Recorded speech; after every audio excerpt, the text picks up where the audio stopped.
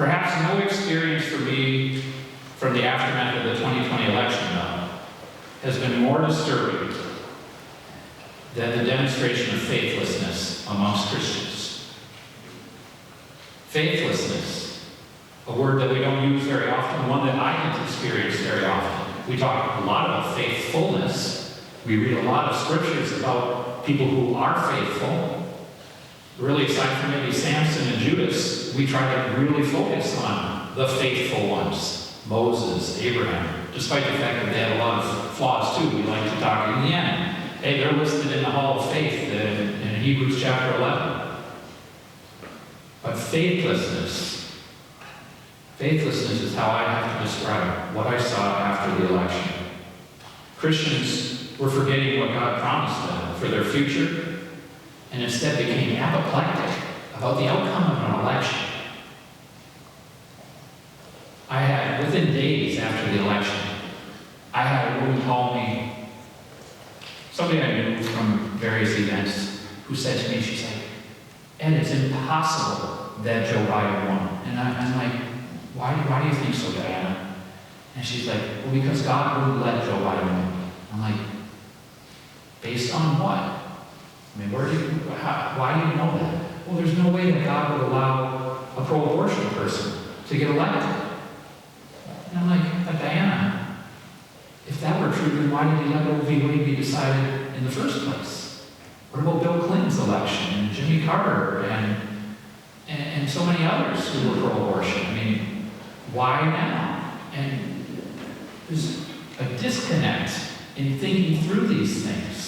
A disconnect towards recognizing what God is doing in America, in me, in you, the whole universe, is way bigger than who becomes the president of the United States. Way bigger.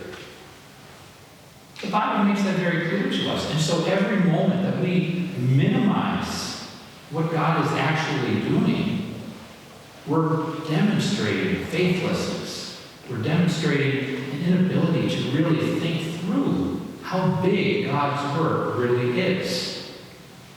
And so, another call and text messages that I still receive from one individual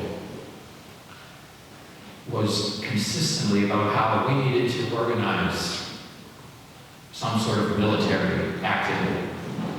We needed to arm ourselves and get ready to defend the country, Revolutionary War style. And not just to throw some tea in the water, but to get out there. And I was like, how are you going to know who to take out? Are we just going after everybody who has a political sign that you disagree with? Are they really our enemies, our neighbors, who have a different political point of view? He's like, what?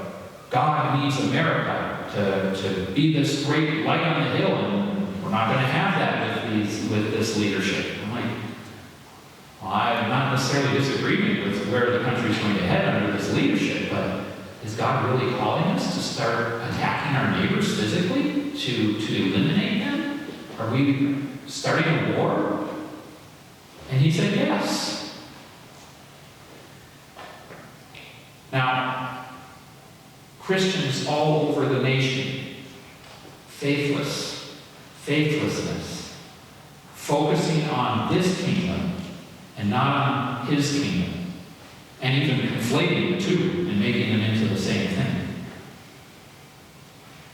This is, I hope to you too, incredibly discouraging to see Christians who minimize their faith so much that it comes down to and can be so disrupted by how an election turns out.